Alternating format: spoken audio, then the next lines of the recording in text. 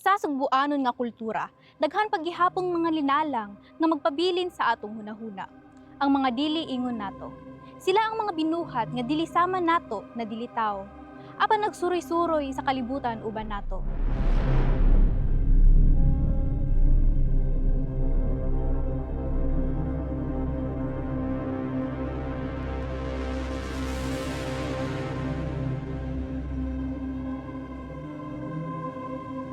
Ang mga dili ingon nato, mao ni sila ang mga binuhat nga dili tawo, mga misteryoso, mahadlokon, ug usahay makalilipay.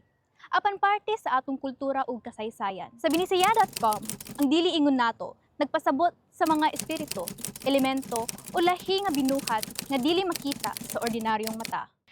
Lakip ni ini mao ang ungo, engkanto, sigbin, kataw, mga nilalang nga gamiton sa istorya aron mapakita ang kahayag ug kangit-ngit sa atong kinabuhi. Sa proyekto nga iyong atangan, among pagasentrohan ang duha ka nilalang nga adunay dakong papel sa sugbuanon nga sugilan, ang sigbin ug ang kataw. Ani ay duha ka sugilanon nga among gisusi, sigbin ug ag-uyab kong kataw. Ang una nagtuyok sa usa ka binuhat nga magdala og kahadlok ug katalagman, samtang ang ikaduha maghatag og paglaom ug tabang gikan sa usa ka dili ingon nato nakatawhan.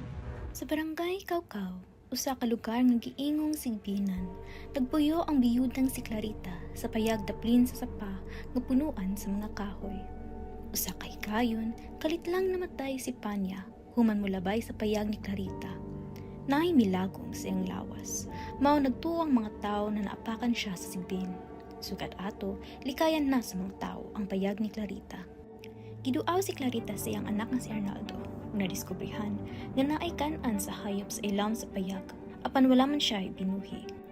Mitug-an si Clarita nga naa siya gibuhi, kabilin pa sa iyahang ginikanan. Pagabot sa panahon nga nagkasakit si Clarita sa katigulangon, gibilin niya ang hayop kang Arnaldo, na mao daw ni ang magdala og swerte pag-abot sa panahon. Napamatud-an ni Arnaldo nga naagyud sigbin ang iyahang inahan. Dili siya ganahan nga moatiman ni ini. Nagpahimo siya og tangkal nga kabilya og puthaw, ug gisulod ang sigbin. Gibubuan niya og kasulina. Nangayo siya pasaylo og gidagkutan ang sigbin. Giputol-putol pa niya ang lawas o nagilubong, aron sigurado nga dili na ni mabuhi. Paglabay sa duha ka bulan, niabot si Professor Trump gikan sa University of California nga nangitag sigbin para sa research ug andam na nga mobayad og ₱1,000,000. Nagmahay si Arnaldo, kay kung wala ni niya patya, mamilyonaryo na unta siya. Sa Philippine mythology, ang sigbin usa ka dili ingon nato nga mogula sa kagabihion aron masuyop og dugo. Mulakaw siya patalikod, ang ulo tali sa mabiti sa likod ug murag kanding nga walay sungay. Makabungog ang baho ug ang dalunggan murag kamot. Sa sugilanon ni Samuel Luciana, wadto kini sa baybayon sa dagat aron moinom og bula sa dagat. Ilhan nga padulong na siya kay mag-uwang ang mga iro. Unya mo kalit og kahilom. Mahadlok siya og ahos, busa ang mga tawo kay pahiran og ahos ang mga lawas kini. Bisan og lahi-lahi ang detalye, pareho sa mitolohiya ug sugilanon nga ang sigbin usa ka magkalilisa nga nilalang. Ang bersyon ni Luciana kay base sa komunidad nga duol sa dagat busa naglakip kining sa baybayon.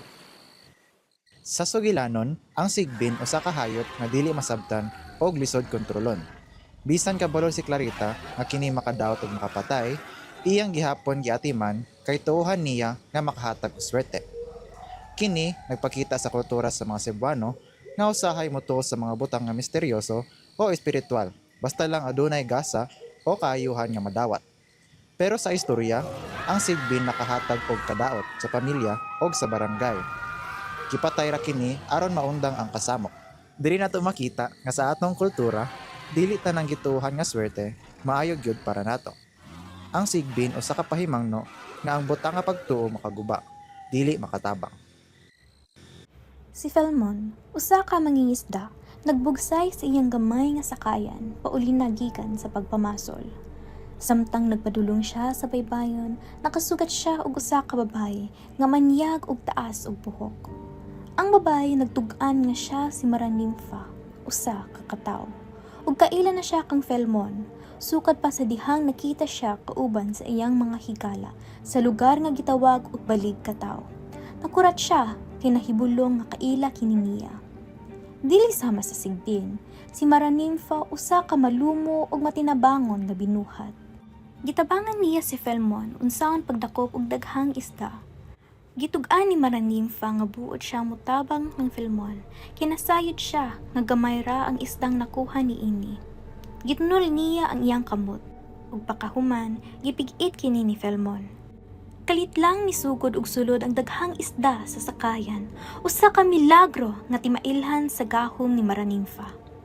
Sukad ni adto, permi na silang magkita ni Maranimfa sa lawod, ug magkadugay na sinating nila ang usag-usa hangtod sa paghigugmaay. Sa usa ka adlaw, gidapit ni Maranimfa si Felmon sa iyang pinuy-anan, ilawom sa dagat. Pinaagi sa gamhanang kwentas nga nagtukot kang Felmon nga makaginhawa sa ilawom sa dagat. Dito nakita niya ang kahibulungan nga lugar diin ang mga sirena mahimong tawhanon nga adunay tiil. Nakita ni Felmon ang kabag-uhan kang Maranimfa nga nahimong usa ka tawo nga adunay tiil. Dito ilang gisugat ang usa ka romantikong hikayon nga puno sa pagbati. Base sa Philippine mythology, ang kataw usa ka matahom nga babay nga adunay lawas sa isda gikan sa hawak paubos. Puti ang panit ug taas kulot ang buhok. Nagpuyo siya sa ilawom sa dagat ug kasagarang makita nga nagalingkod sa bato. Nagapaugas sa buhok samtang nagaawit. Ginapaduol niya ang mga mangingisda ug giunlod ang ilang sakayan. Sa sugilanon, ang kataw usa ka babay nga linalang sa dagat nga adunay ikog, taas og buhok ug gahom nga makahatag og hasang pinaagi sa kwintas aron makaginhawa sa ilawom sa tubig. Dili siya daotan, makahigugma o makig-amigo siya sa tawo nga iyang pilion. Sa duha ka definisyon, ang kataw gihulagway nga matahom, taas og kulot ang buhok ug may ikog sa isda. Pareho silang nag-ingon nga nagpuyo siya sa ilawom sa dagat. Ang kalahian sa Philippine mythology, delikado siya ug iunlod ang sakayan sa mangingisda. Samtang sa sugilanon, buutan siya ug may motibong motabang og mahigugma. Sa mythology, simbolo siya sa katalagman. Sa sugilanon, simbolo siya sa kahibulungan ug gugma. Ang kataw, isip mitikal nga nilalang, usa sa mga nag-unang representasyon sa kultura, pagtuo ug imahinasyon sa mga subuanon nga may kahimtang nga duol sa dagat. Nagrepresentar kini sa gahom ug misteryo. Sa pagtanaw sa dagat, dili lang isip panginabuhian, kundili ingon usab usa ka espiritual ug misteryosong lugar. Si Maranimfa, isip usa ka kataw nahimong tulay sa kalibutan sa mga tawo ug sa ilawom sa dagat. Usa ka hulagway sa tinuohan sa subuanong kultura nga nagatuo nga adunay mga dili ingon nato. Nga binuhat nga nagpuyo ug nakigkauban sa kinayahan. Ang duha pareho nga naghatag og espiritu sa kagamhanan sa kinayahan apan sa lahi-lahi nga paagi. Ang usa nagpahimagno, ang usa nagauhag sa koneksyon ug pagsalig. Dili tanan nga dili ingon nato angay kahadlukan. Sa atong pagsuhid sa duha ka sugilanon, among nakita ang duha ka dagway sa mga nilalang nga dili tawo. Ang mangilad ug mananakit nga sigbin ug ang matinabangon ug mahigugmaong katawo. Tungod niini, nakasabot mi nga ang mga dili ingon nato pwede mahimong dautan, pero pwede pod mahimong tabang sa tao. Depende kung unsa sila ang klase sa istorya. Sa atong kultura, gigamit nato ang mga nilalang sama sa katawo ug sigbin aron ipakita ang mga kahadlok ug tinuod nga sitwasyon sa kinabuhi. Sama sa kasakit, kasaba o tinuod nga gugma. Pero dili ni pasabot nga mao na gyud ang tinuod sa tanang katawo o sigbin. Depende ra gyud sa istorya.